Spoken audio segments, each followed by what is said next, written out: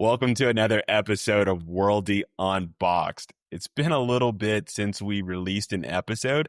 So we recorded an episode right before our Kickstarter and want to share that episode with you now. This will give you a little window into where we were at from like a headspace perspective prior to the launch, some of the anxieties that we kind of felt, and then not knowing exactly how the Kickstarter would go. Spoiler alert, we did well. The Kickstarter, we 3x'd our goal. We're still kind of open right now. We're doing some late pledges, but for the most part, the main campaign is wrapped up. But this is an opportunity to kind of go back in time right before we launched our Kickstarter and hear from us how we kind of felt going into it. As always, we invite you to follow us on all our social platforms. We're on LinkedIn, Instagram, Facebook, YouTube. So check us out, follow along, check out worldiebrand.com. We'll be releasing the actual e-commerce platform hopefully in the next few months. So stay tuned for that and really hope you enjoy the episode.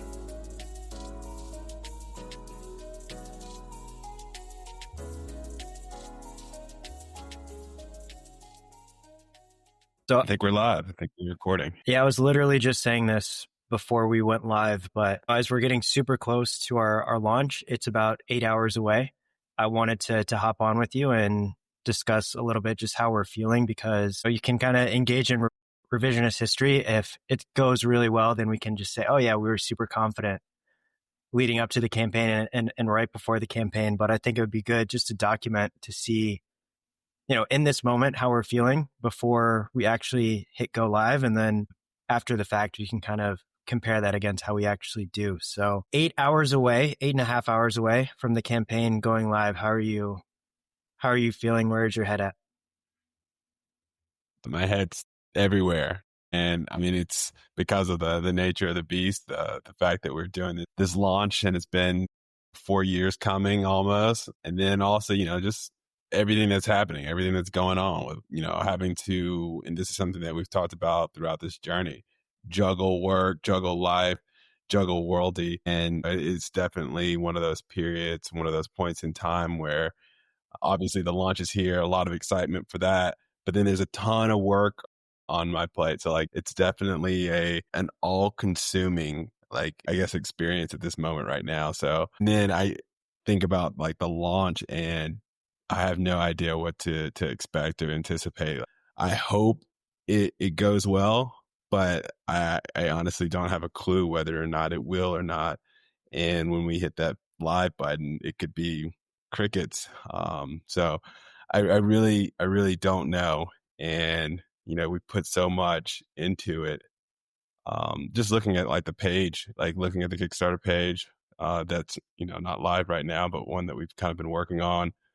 Looking through content, as we're trying to build out things and prepare social media campaigns, it's just I don't know, you go back and you can look at all the different things that we've kind of had to overcome and look at all the, the great experiences and everything like that. And it's just you get an opportunity to reflect before D-Day comes. So I think it's crazy. It's a bunch of mixed emotions, excitement, relief that this day is finally, getting here, coming.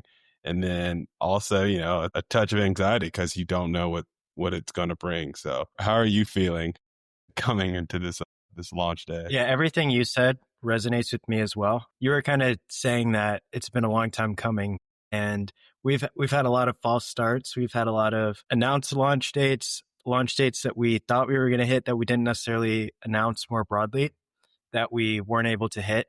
And this is finally a deadline that we've set and announced, and we're going to hit it. So it's almost surreal because you have that happen enough times and you're kind of that it's going to happen eventually, but you're just I don't know whether to trust whether it's actually going to happen this time or whether it's just going to be another false start. So I think it feels good to have communicated this and to actually have hit the deadline. It's been an insane sprint over the last 6 weeks, 8 weeks, whatever it's been. And kind of like you were saying, it's really a culmination of everything that we've done over the last 4 years. Like you were saying too, it's a good chance to reflect on how far we've come, where we started. I was talking to someone the other day and they were kind of saying, I forgot that you guys your idea started off as a shoe for adults. Like you have come kind of so far from that. Um, so yeah, I mean, I hope that it's a really successful campaign. I think we have some cool items that we're offering. I think the product is great. We have good testimonials from industry experts, from testers. So I have a good feeling. I don't know how much we're going to raise, and the fact that the first day and kind of the first hour really drives what you end up raising for the entire campaign. That kind of makes me have even more anxiety because by by the end of the morning, my time, well, I'll probably have a pretty good estimate of what the entire campaign is going to raise. And obviously we can try to do things to increase that trajectory, but it just puts a lot of pressure and expectation on those first, few hours, first 12 hours, first 24 hours. So that's kind of how I'm feeling. Very similar to everything that you said. Yeah. I think about it and I get an opportunity to kind of look and see who's pledged, who's kind of backed the campaign. And there's a lot of names on there that I don't know, but there are some that I see. And it makes me think about that. Maybe it was a conversation that we had with Amelie. It was probably a few other founders who kind of talked and voiced if you one of the things that an entrepreneur like has to like be willing to do is fail publicly and then be able to kind of respond accordingly. And so I think about this as like, wow, there's so many people now who are kind of like checking in and seeing what's, people that we know, a lot of people we don't know, but it becomes a situation where we've put ourselves out there. Like there's a lot of eyeballs, relatively speaking, on the campaign and kind of seeing what we're going to do. Some participating, some on the sideline, kind of watching. And failure is a possibility here. It's something that could definitely happen. And so there is the whole risk or the whole I guess possibility of failing in public, like, and that, I mean, when I was talking to the other founders, when we would have these conversations, I never really like, I would think about it and consider it, but I never really kind of understood it. But now having like kind of gone through the pages and seen the people who've like either signed up or who are on the list, who know that the campaign's going on, who know this day is coming, and like who are aware of like our launch, it now kind of drives that home a little bit more. And now I really do understand, like, okay, yeah, this is like a situation where if we don't succeed, yeah, it's going to be disappointing, but it also is going to be something that's going to be disappointing in public. Yeah, no, I completely agree with that. I think if the campaign doesn't do well, obviously it's a disappointment. It's a major disappointment for us, but I think we'll be able to pick ourselves up and figure out a different way to move forward. But for me, I'm kind of like, I'm even more nervous about letting people down or disappointing people where maybe they check in on the campaign and they're like, hey, you guys haven't hit your target yet. Like it's, a couple days away from the campaign closing or something like that. So one of the other things that I think is this campaign is kind of always going to be associated with us or affiliated with us. I mean, I don't know if your campaign doesn't raise the funding goal if it stays up on Kickstarter, but assuming that we raise our funding goal, which is $5,000, which I think is pretty reasonable to hit at least that. If we hit that, then basically anytime people look us up or our company up, they'll see our campaign, they'll see how many backers we had, and they'll see the amount of money that we raised. So that is another thing that is, I guess, exciting, nerve-wracking, because it feels like something is going on your permanent record, and you hope that it's an A, not a C or a D or an F. Yeah. No, I agree. I think those are like the quantifiables that people do look up. Anyone who's kind of familiar with Kickstarter and perhaps are looking to launch a campaign or looking to research a company or looking to, back a campaign, they're interested in products that are being sold and maybe doing a bit of research there. And I think like, yeah, that's what I initially look at too, is like the quantifiables. Like, how did this campaign do? Did they hit their target? Like, how many backers did they have? You know, maybe a little deeper dive into their product. And then I look at their video and kind of see like what kind of messaging were they leading with? Like, what was their content about? What was their narrative? And is it something that would resonate with me? Because a lot of these are like past or old campaigns. And so I'm like, would that have resonated with me? Like, and that's kind of one of the major things that I kind of leave with. I don't remember necessarily the numbers. Like, I don't remember like what their target goal was or how much money they necessarily raised, but I'll remember what they put out and like their content, what their narrative was a bit. I should say, I don't know if I remember it to a T. And that's something that I think we're kind of, at least I'm proud of that. Like, I'm proud of like what we've done from like a content, from like a work perspective. We've definitely put in the time and the effort over the past almost 4 years at this point. And when I look back at like the video, when I look back at the creatives that we're using, I think these are things that really emulate like our values, and they really show where we are at least at this point. And I think they do a pretty good job of reflecting a lot of our values and things that we want people to kind of take away. If they only take away a very brief bit as they preview the page and go about their merry ways, I think we've done a good job of like reinforcing the narrative. Yep. I feel like these conversations always just end up with us patting ourselves on the back. But no, I agree. I feel like with this Kickstarter, this is kind of the first time where we're really getting in front of new customers or new potential customers, and a lot of them. So we've invested more in the branding and these customer touch points. And I think just throughout our journey, we've kind of invested more and more into those things. And as we have a better sense from our perspective, how we want people to, when they interact with the brand, what we want them to take away, what we want them to feel, we've gotten a better sense of that. So we're better able to communicate that to designers or anyone else that we're working with. And then also we just, every time we work with someone new, we kind of learn how to give them the information that they need and provide feedback, things like that. So I'm seeing a lot of progress and improvement across all areas. I know previously we were mainly seeing the improvements in just the shoe, but our site, continues to get better. Like you were saying, the video, the graphics on the campaign page, our emails, I think all of that is starting to level up. And I think we're just going to, hopefully we just continue to level up there. But I think we've really had a lot of customer touch points over the last couple months. And I mean, I hope it's going well. I hope that people are noticing that we're investing a little bit more into those, but it really feels like an inflection point with the business where not only is this validation or a way to see that we have product market fit, but we've been in pre-launch for, like you were saying, almost 4 years, right? So for me, sometimes I don't even, when I bring this up to people, I'm not like, I run a business or something like that. I'm like, I am creating a product, but our business hasn't really launched. Like, we're incorporated, but we're not out there in the market yet. So I think it's a major kind of milestone to go from not selling the shoe, because we haven't sold the shoe to anyone as far as I know. We've given it away to testers, but I don't think we've actually sold it. Yeah. So this is the first time we're actually selling the product that we've been developing for years.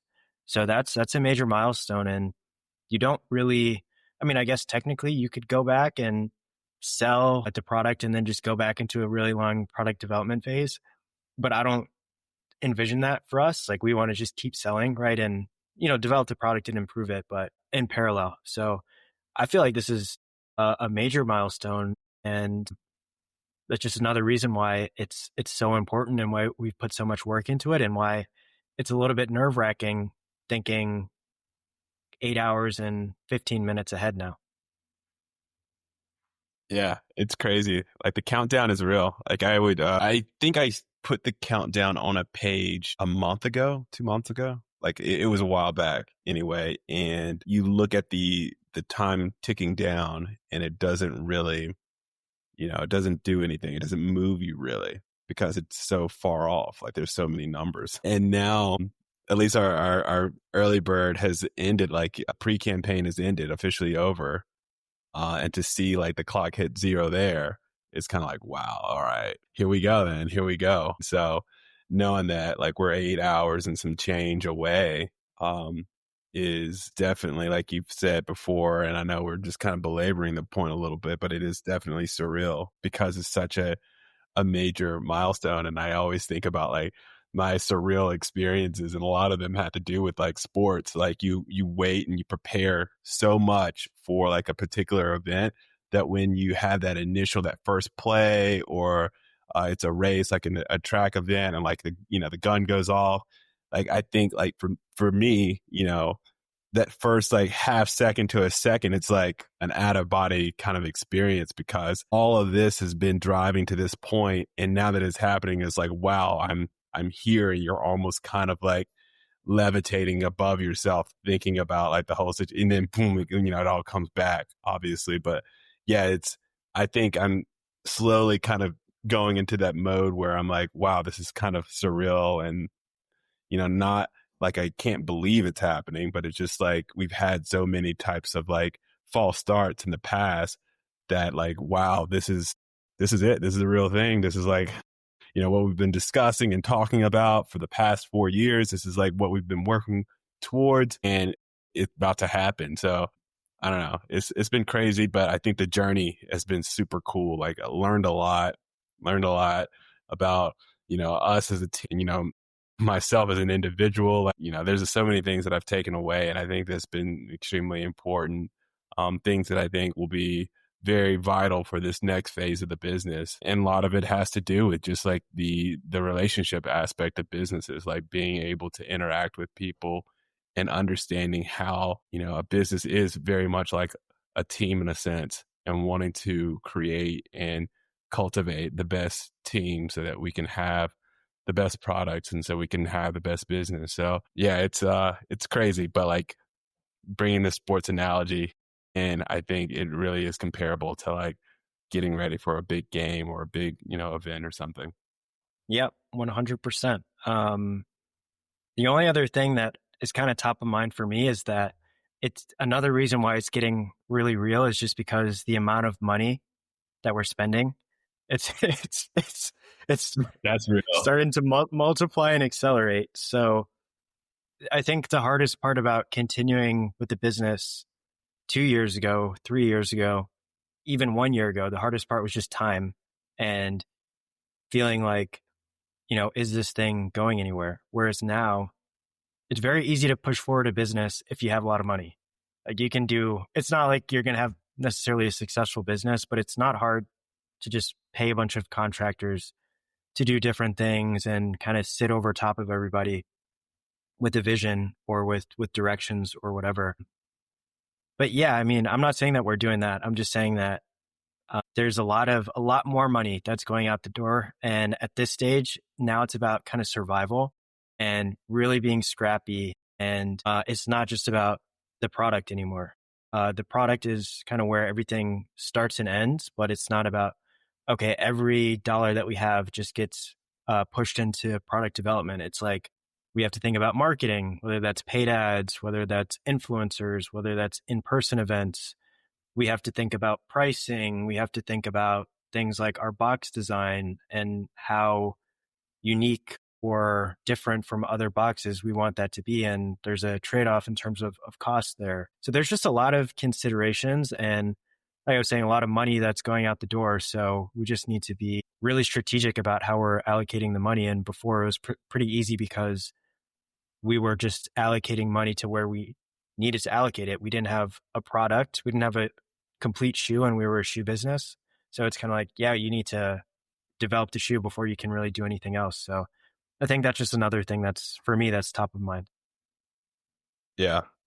And I think what you mentioned there about paid ads, that's definitely brought another unique aspect to the business beyond just the cost associated with it. Because, I mean, I don't know how many people are familiar with the way that paid ads kind of work, but like it's just as, if you connect to it, it's like a pipeline that you're just kind of feeding to Zuckerberg or whatever. Like it's just money just kind of going, and you're really hoping that you're able to optimize and get people like reacting to your advertisements. And and clicking and, pledging or purchasing whatever, your call to action is. So I think that has been like different to kind of like see that. And like, I constantly see that because, with my card tied to it, I kind of see like every single time, like boom, boom, boom, boom, boom. And like, it's a bunch of different, like little, I'm like, wow. And so like wanting to make sure that optimization is there and like making sure that like we're not throwing, good money after bad just to kind of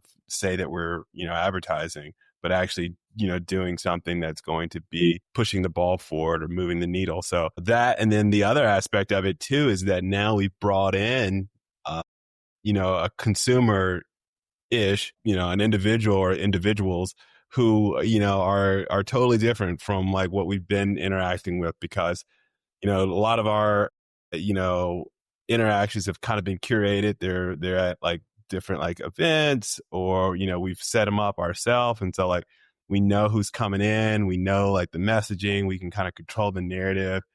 um, and we can interact on a more personal level as opposed to people responding to posts or responding to ads, even different, like because they'll say anything or whatever, and like now you're going to have to be responsive to that, and you're talking to them, engaging, you're wanting to like answer questions, and you also wanting to be cordial and be not salesy, but like you want to make sure that you're putting your best foot forward. And so that is also creating another layer to this that I think is just a preview of what's to come when you actually have customers, because it's their first time interacting with the product, albeit in a digital format.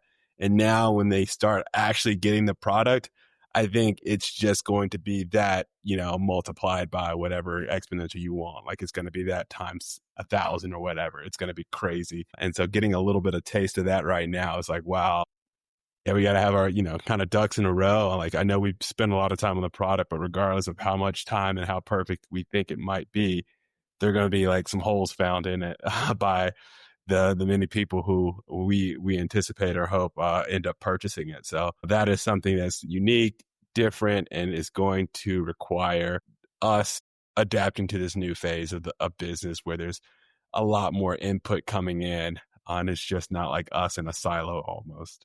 Yeah, no, I completely agree with that. I had jotted down a bullet that just says mini preview of business, which is essentially what you're saying, which is we're getting a preview of what it looks like to run an e-com business. And it's a lot more complex than what we were doing beforehand. There's a lot more moving pieces. And I think our super extended product development phase has helped us because we've had a lot of interactions with different people, whether it's at events, whether it's comments on our newsletter or LinkedIn posts. I think we've got a little bit of practice with that stuff. It is a different beast. It's going to be a different beast now, but I think we do have a little bit of practice with that. So I feel good about being able to handle that, but it will be an adjustment. It will be something that's new, but a lot of this is going to be new. Just like I feel like everything, well, not quite everything now, but almost everything that I've done related to this business, I did for the first time. Like there's not a ton of things where you're just getting a ton of reps on them over and over and over again. So I'm used to picking up new things and learning new things. And I'm actually really looking forward to kind of honing skills. And you were talking before about paid ads. And I look at that stuff too. I look at the money out the door and kind of how much we're actually paying for different things that we're after, or I'm looking at the mailing list and I'm seeing who's unsubscribed or who's not opening. So there's a lot of metrics that we're going to have kind of presented to us now, or that we're going to have access to. And I think it'll be fun to figure out, which metrics really move the needle and how can we make sure that we're just optimizing everything to make sure that we're running a really solid business. Yeah. I mean, I think, and this analogy for business, and I used it for like the setup, has been used by a bunch of different founders and treating it like a game. In essence, it's like the way you were kind of describing it, you're kind of like looking at all these different variables and trying to optimize based upon those variables so that you can kind of win. In essence, you win more consumers, you win more customers, you win more relationships. And so I think of it as like that. So now we've kind of been setting ourselves up, and I think we have done a great deal of practice, hands-on practice, like we mentioned, in more controlled type of settings, controlled environments. but we've also kind of put ourselves out there in situations to where we've kind of gotten an opportunity to deal with um, raw variables coming in. So like I think just like a game or just like a sporting event, like you're going to have like a strategy at the onset. Like you're going to have some kind of strategy going out. Uh, you should, at the very least, at the beginning of the event or the beginning of like the game or the contest. And obviously, I think as outside perturbations start acting upon your strategy is going to change. And that's where the skill sets that we've kind of been, I believe, developing over this time really come into bear, really come into play. And so I think of it as that. And I'm like, in this world of competition, like I think we're really, competitive. And I think also we've kind of like been working on this skill set for some time now. I look forward to taking on this next game, to actually being in the real game now and getting a chance to test the strategies that we have, test like what we're going to do, with the understanding that like once things start, like once real stuff starts flying at you, like things are going to change. But I think we have a really good like mindset about it and like a flexibility about it to be able to kind of adapt to those things as they happen and still be very successful. Yeah, and I guess that's kind of the extent of my analogy, but like I think of it much like I would think of like a game. Yeah, no, I think that makes sense. And I know I said we would try to keep this kind of short, so Yeah, almost at 30 minutes, but any kind of parting thoughts or any, I guess, calls to action for people who maybe they're on the fence about supporting?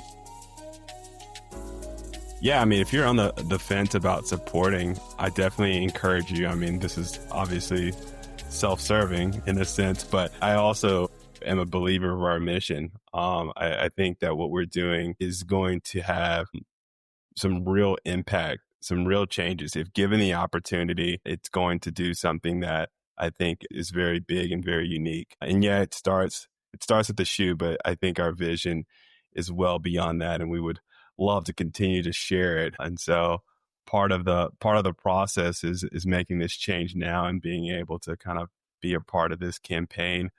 Plus, there's a lot of cool things that we're planning to do. Like a Kickstarter campaign is not like your typical e-commerce or Amazon purchase. It's a lot more interactive. There's a lot of things going on, and there's a lot of engagement and dialogue. So we anticipate hearing from you, and we'll certainly be responding. But there's things like rewards that are happening. There's different contests and challenges, unlocking certain things if we hit to certain like milestones. And so I think it's going to be a fun experience, and not to just again make that because it benefits us, but I think it is something that is going to be fun and fun for both kids and parents, and then an opportunity to kind of like have some unique and get some cool things. So definitely check it out. If you want to dip your toe in the water, you can check out our page, or binge our podcast and learn a little bit more about us. The campaign's going to be 30 days, but obviously we encourage everyone to jump in day one, hour one, maybe minute one. So that's my spiel. I don't know. Definitely you provide a better one. You hit on a lot. I think there's some really cool items, like you were saying, that we're offering as part of this Kickstarter campaign. And the way that Kickstarter works, usually you're offering things for discount, and then you're also offering collectibles or commemorative items that are not going to be offered in the future. And that's the same for our campaign. So there's certain things that we're offering now that we're not going to offer in the future.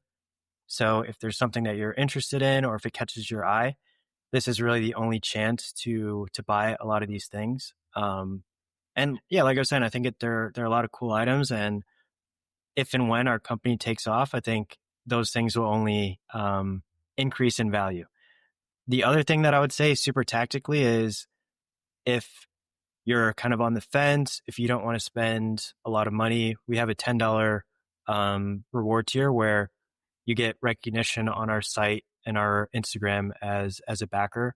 And that's another thing that just kind of lives on, right? So you can always say and point to this post or an area of our website where your name is listed. So I think that's pretty cool. That's only $10 if you believe in what we're doing. then I think most people can spare $10. And every backer helps. So we would definitely appreciate that. And then if you don't want to or you can't back monetarily, then sharing with your network, sharing with a parent that you think might want to buy our product, sharing in text threads or group chats that you're in, all of that stuff is much appreciated, whether you back or whether you don't. Those are some tactical things that you can do as well. Cool. No, I think that's good.